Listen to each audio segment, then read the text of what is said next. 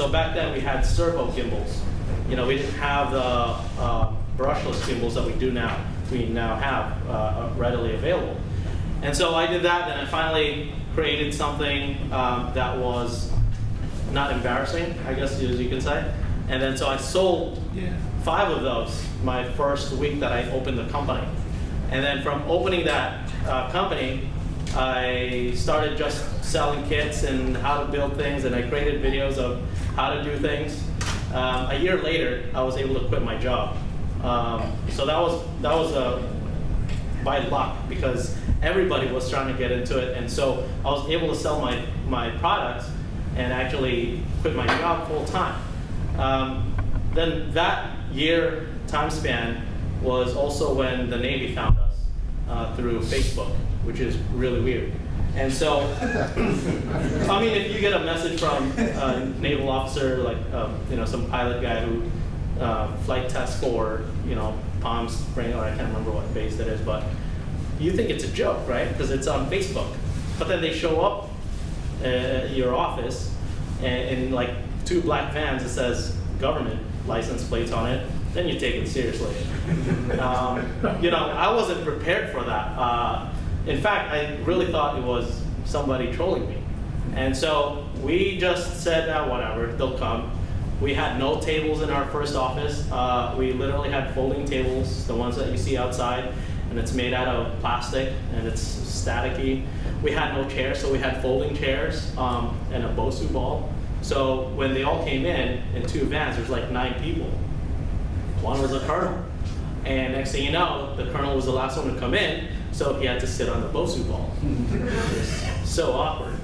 But that's how the company started. You know, we got actually a lot of luck and a lot of, I guess, passion into it. And so from there on, we were trying to still be in the consumer market, but DJI was just hammering the market. And so my sales started dropping down, and I knew I had to shift. Luckily for us, the Navy did order industrial specs, which is like thermals and things like that, and something to do with training. Can't really go into details, but that shifted our focus from doing consumer stuff to the industrial sector. And then from there on, like the same month, Mexico's electrical company actually called us to go to Mexico City to do power line inspections. And so then I started seeing the margins between consumer and industrial. Then pretty much 6 months later, we just fully focused on the industrial market. So what I'm going to do is I'm going to show you our current work. This is 4 years later. We're now a global company. We have 3 offices, one in Denmark and another one in China. And this is our current work.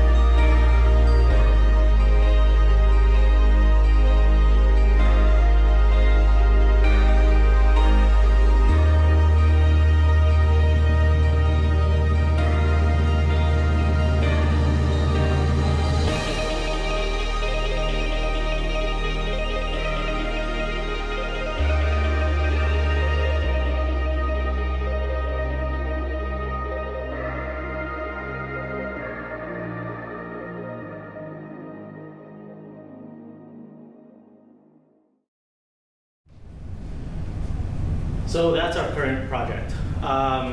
That was very difficult to actually get. I'm gonna keep it short so you guys can ask me questions, but a lot of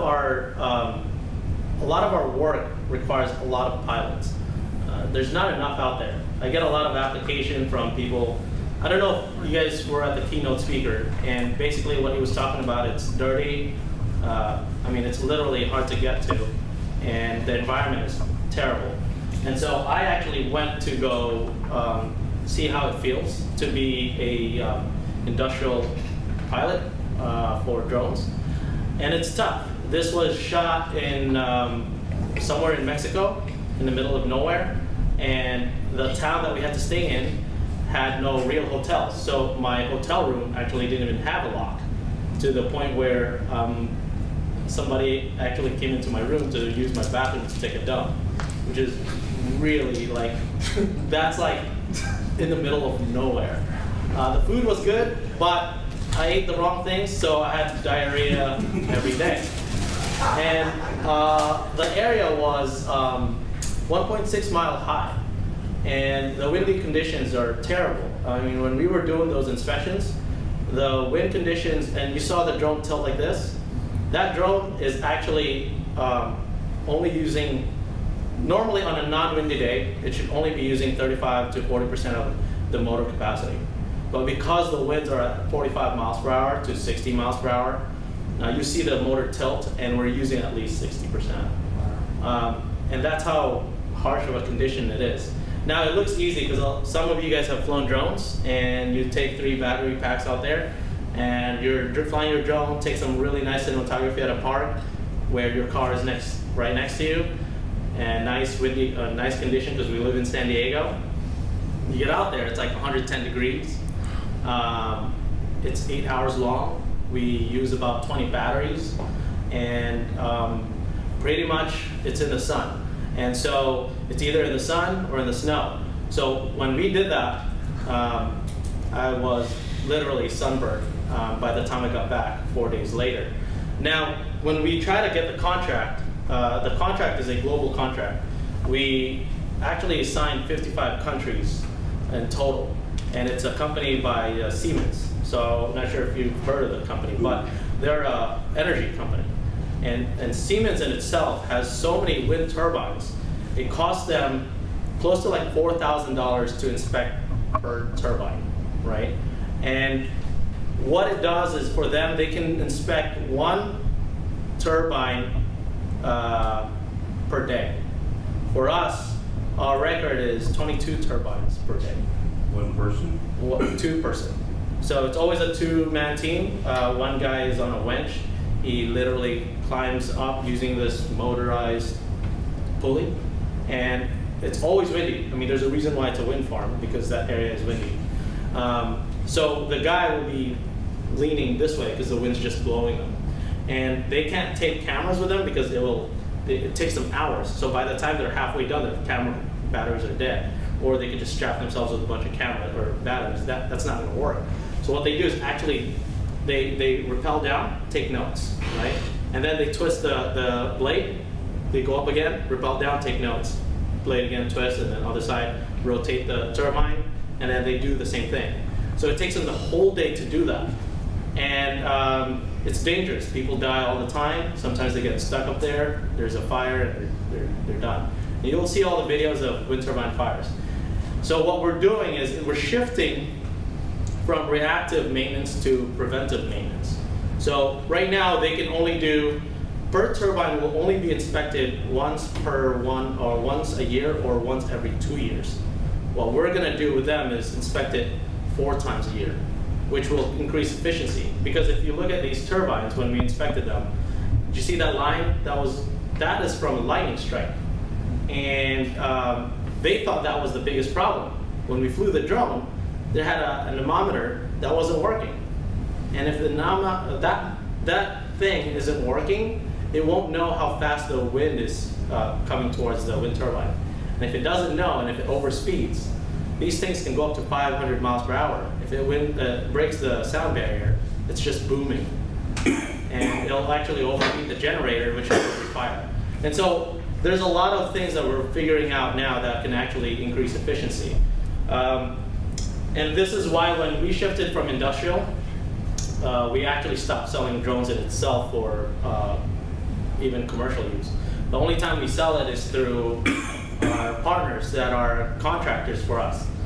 And so there's a lot of things that's happening in the industry that we've seen. I've seen it coming from the consumer side, having to deal with growth, and then now into the industrial side, where we're now looking into different applications. We're working on 3 different projects now. This is the current project that is the biggest for us. It's, like I said, 55 countries, and so we have to create a network of pilots globally. We think that there's going to be tons of jobs that are coming in regarding drone applications. We're working on a project now that is also in the energy sector. Imagine in the US alone, there's 5.3 million miles of power lines. And right now, they're trying to figure out how to make it so that drones are actually useful in the inspections of power lines. We just finished testing with San Diego Gas and Electric, but in the United States, we're a little behind. We've done a lot of our testing abroad. So the wind turbines, when we tested them, we did it in Denmark and Germany, which sucked because it's really cold and damp and the weather sucks there. And then if you guys heard from the keynote speaker, the batteries die when it's super cold. We fly even if it's at 0 degrees. And we get icing on our wing if the weather condition is good for icing, and we can tell our drones don't fly very well. The batteries die, so we figure out the trick where we don't plug it in and we keep it warm inside the car, and then plug it in right away and then turn on and take off. And with finding tricks like that, it's you can't really learn this until you're in the field. And when you're in the field, you're suffering. It sucks. That's why I'm kind of glad I'm the CEO of the company and not in the field. But in any case, we know that there's going to be tons more of stuff coming in. I mean, one of our project is going to require, this project alone will probably require globally close to 400 pilots around the world. By 2018, right now we've only hired 40 in total.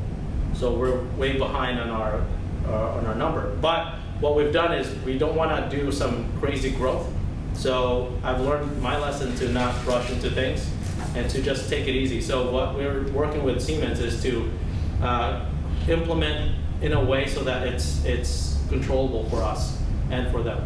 And so our projection is by 2018, the end of 2018, we should be having at least 120 new pilots to cover the rest of the other countries. Right now we're focusing on the easy targets, Canada, United States, all the European countries, and China. South America too, but there's not a lot of turbines there yet. So we're really focusing on the ones that are easy to get, because if we didn't, we have countries like Somalia, Ukraine, Syria. These are countries that we got to deal with. And so we're gonna probably put Somalia to the end part, because we're trying to figure out like how to deal with the security issues. But that's not the only country. Big gun. Yeah, big guns, right? And drones, but that's, it's still kind of scary no matter where you go. But in any case, we're trying to encourage a lot of people to actually get into drones and see the future, that there is a new industry and there's going to be new jobs for the whole thing, for the whole industry itself. So I'll keep it there, and I don't know if you guys have any questions at all. All right. With batteries, go ahead. I'm in education. I teach young people. Sure. And I'm wondering, as an employer, what are you looking for in a pilot? What skills should they already have if they were to come to you and you'd be like, this resume's killing? Well, that's actually a really good question. Our first year when we went to Mexico, CFE was CFE is the power energy company in the whole country. It's run by the government. So what they did is they gave us 15 engineers to teach how to fly drones, because they have no idea Well, I didn't have any idea either what the skill sets were needed to be able to fly the drones. There's also a big gap between the experts and the drone industry in itself. So when I say experts, if you look at surveyors, right? We're opening a division for surveying. Surveyors technically don't also want to deal with drones either, but drone people don't understand what surveying looks like. So see that gap right there? I have to bridge that gap. And so when people ask me, what are the technical skills? Honestly, the easiest way I figured out of the 15 pilots, there were only 3 that were able to fly. And what correlated them to be able to fly the drone was that they had experience playing video games. Because we literally play video games. Yeah, and so I was just on KUSI a couple days ago, and we did a 30-minute segment because we're actually opening something new at the Air and Space Museum. We're doing something that kids will think they're actually playing drones, but they're actually learning and we're brainwashing them, you know, like, let's play with drones, it's fun, because we're gonna work later. But that's really one of our correlating factors is people playing video games. Yeah. So video game muscle memory? Muscle memory, hand-eye coordination. And now, you know, a lot of the things, our operation here, it's a 2-man operation. One is a pilot, or pilot in command, and the other one is a sensor operator. And the sensor operator coordinates with the pilot how to, you know, he doesn't even look at the drone itself. He just says 2 meters up, and then the pilot will look at it 2 meters up. And it's really the dance between sensor operator looking at the screen, the live screen, and then the pilot being able to navigate the drone by looking at it and also using a screen. So a lot of times, you know, like we've had people that request to, hey, let me learn how to fly, or let me try to fly the drone. I put it on what I call safe mode, where it never goes up and down. It just goes this way, and I put a geo fence in it. And most of the time, if they don't have any hand-eye coordination skills, they'll lose the drone real fast. Yeah, so that's one thing. What do you mean lose the drone? They'll lose orientation. And so, like one of our drones, like this drone right here, we have an X8 version, meaning it's got 8 motors. Because it's super powerful, it can get, if somebody has what I call heavy sticks, they're just banging around the sticks, you put it on full throttle, that thing goes from 0 to like 60. And it's a 15, 20-pound drone. Yeah, it's about 15 pounds. But it's got only using 30%, 35% of each motor. So when you put it to 100%, these are electric motor. Imagine a Tesla, right? It goes to 0 to 60 in 2 point whatever seconds. It's exactly how it is. Yeah. You can create a flight pattern for those? We can. Some of our work, a lot of the surveyors, it's all flight patterns. In fact, that's what the keynote speaker was saying. It's dull. It's so boring watching these things. Like, when you press play, it just takes off and does its own pattern. It's like watching a vacuum clean the room. Yeah. Two quick questions. What are you using for your flight controller, if that's homegrown, homebrewed? And on your video, you said 2 centimeter accuracy. Mm-hmm. Is that precision or accuracy? If accuracy, what are you using for your ground control? We actually use what's called a PPK system, and we don't even have to use ground controls anymore. I'm not on the mapping division. My guys are in Florida, but we've proven it time and time again. It's just the drone flies, and we have done like ground truthing and ground controls just to prove that it's at 1.5 to 2 centimeter accurate. Yeah. And your flight controller? Oh, sorry. We use a Pixhawk system. Okay. Well, modified Pixhawk. Okay. And we actually intentionally did that because a lot of big companies have been experimenting on this. We're working on another project. I can't say which company yet, but they're worth about $110 billion. They've been doing this for a long time, and because we are on a Pixhawk system, they actually picked us to work with them because they've been experimenting using a Pixhawk. And you'll see it soon because the companies around us, and it's literally using drones to count, not stock, but it counts stuff inside. Yeah.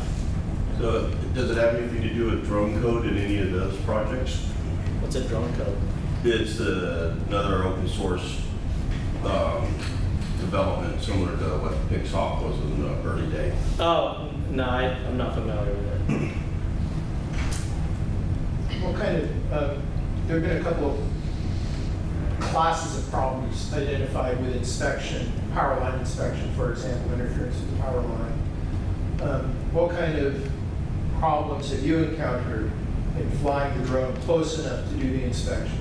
So when we did, this is another lucky factor for me. So when we were in Mexico City, we actually were with the vice president of the power line division. And he didn't care. He's like, just do it. And I'm like, and he tells me there's 250,000 volts on these wires. We were in a training area. And so what really scared me was that their linemen's actually up training while the electricals were, wires were live.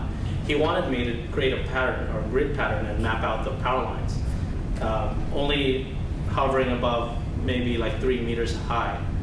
And yeah, so above the power lines in itself. So I said, there's a good chance it's gonna crash and short out whatever you guys have. And he just said, I don't care, just do it. And so for us, we were lucky enough, we tested plastic drones. Some of the plastic drones are out there. They started shutting down about 10 feet closer to the power lines. The cameras would start shutting down. We were lucky enough that I didn't have plastic molding, so we actually created our drones off everything carbon fiber and cutting carbon fiber and making them. That actually created some sort of shield for us, and the cameras kept working, and we had no issues at all. And so we've learned that trick, and I kind of read more about it. I guess it's like a Faraday shield or something like that. So did you end up having to shield your flight controller as well, or? It was already shielded in there because of the carbon fiber. Yeah. So we've had some issues before. Just GoPros usually shutting down when we took out the shielding or the cases for it. What about navigation control? Yeah, we didn't- GPS or magnometer? Yeah, we didn't have any problems, but for us, we are still, the power line's a little hard for us, so we try not to actually get involved with it. There's a project that we're doing now in Norway, and it's all substations, and it's scary for me, but they're funding it, so I don't care. And did you, including your insurance, did you have similar problems with the wind turbine? No, wind turbines, probably the easiest thing, when I say easiest thing, compared to the other stuff that we've been asked to do. Because wind turbines, they actually shut it off when we were out there. And the only thing that we're really scared of is the wind and drones crashing. Power lines are a little scary because if you crash into a substation, there's a huge chance you're gonna take out like a whole county and no power. And every time that happens, they get fined like $10 million. Which then they'll be like, Darryl, where's my time? Like, oh, no. Do you see the wind turbines eventually being done by automated inspection rather than pilot control? There's actually companies out there that are doing it automatically, where the drone in itself does machine learning. And so what it does is it pictures out the wind turbine, and it'll do it automatically. And we competed with those type of companies, but Siemens is they're very strict.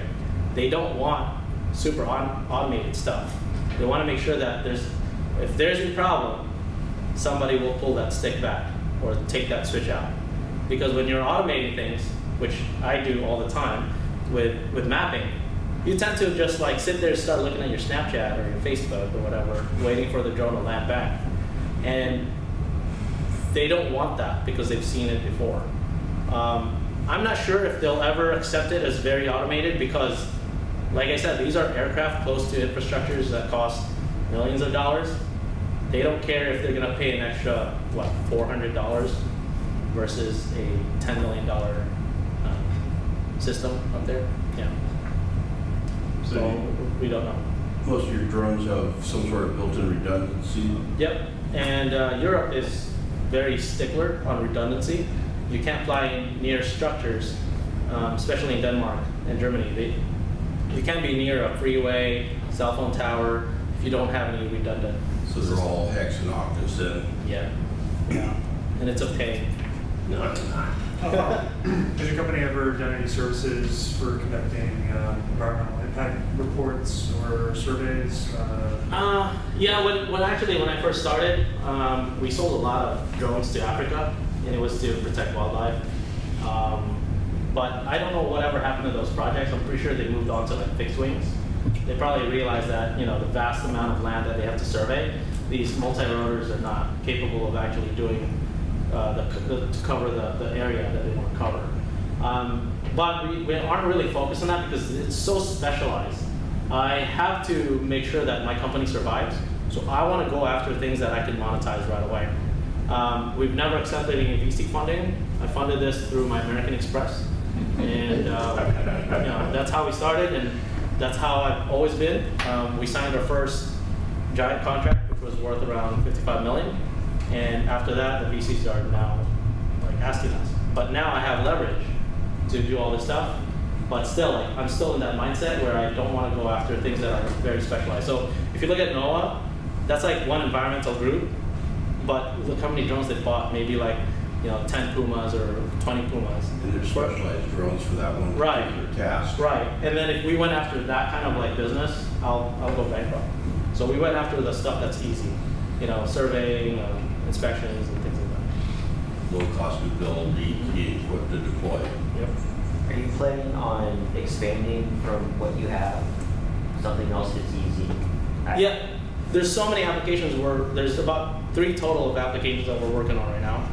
We actually got help from a big company, the one that I was talking about, and they have so much tech. They also have so many customers. They have 35 lined up for us, and they're all different applications.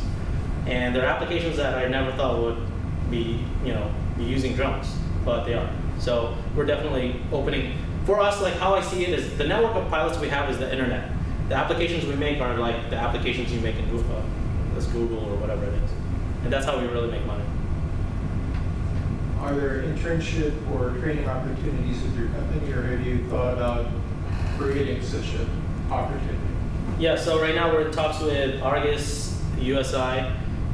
They are a training platform type, but we've done so much of our own training. We just finished actually our US-based training, and it encompassed the Canadians, Australians, South America, and the US pilots.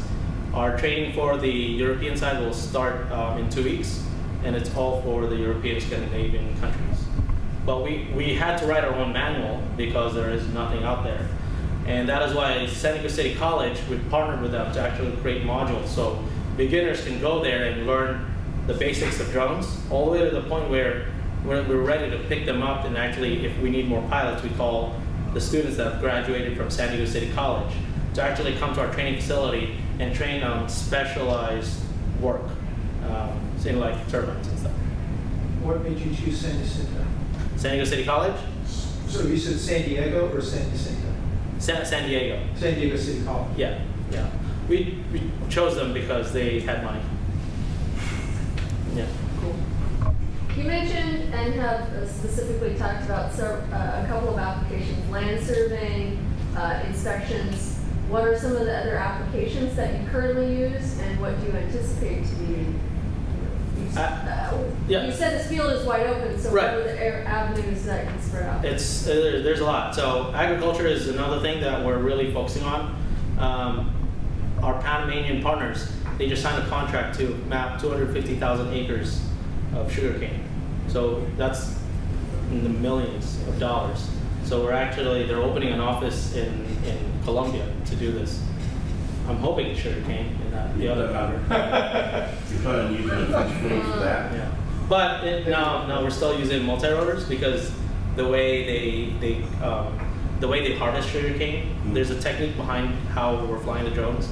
I can't really disclose it yet because this is our first big project, and we want to be able to capture it globally before anyone figures out what we did. So agriculture, so I was asking it in a broad sense, so agriculture is another one, what are some of the other avenues you can see drone application? For me, like, those are the three that I'm really focused on. We're now getting things like monitoring, like USDA asked us to be able to monitor cattle. We can count cattle now. The other thing is, what do you call it when you're at a store and you barcode everything? Yeah, but then your inventory control. Yeah, we're creating ways to do inventory control with this one company.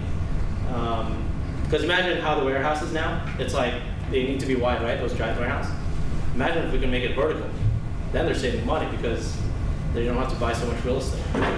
Yeah, because they can do a lot of that stuff. Yeah. Do you do any like multi-spectral imagery?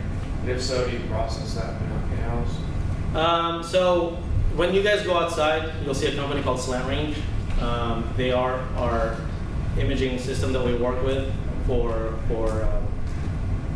agriculture. Their background is pretty damn good. They come from General Atomics, a bunch of the engineers there. They started creating their own sensors based off what they knew before and focused it on making agriculture more efficient. And so we use them, and then they're so smart. They created this software that you just plug in all the data, and within 20 minutes you got your map. So it's kind of crazy. They don't need internet. So they really understood that a lot of our work is based off internet. And people always call me and email me. It's like, Darryl, I have this new 4G network enhancement, blah, blah, blah, that can put your drones into the cloud. I was like, yeah, my drones are already literally in the clouds, but they can't go into your cloud because there is no 3G network in the middle of Panama. Like, you know what I mean? Like, but yeah, we partner. Our company cannot be experts at everything, so we have to partner with the ones that are expert at one thing. Yeah. Anyone else? Can you tell me the Florida company that you work with? So VMAP, you saw their logo here, Oliver and Walter. They've been doing this before drones, and they were the ones that actually started drones when drones cost $60,000. And they've been doing it for a while, so I've been friends with them for a while too. Most of the batteries are all lithium polymers. Yeah, lithium polymers. We've tried lithium ions, but they heat up so much when we're creating so much amps.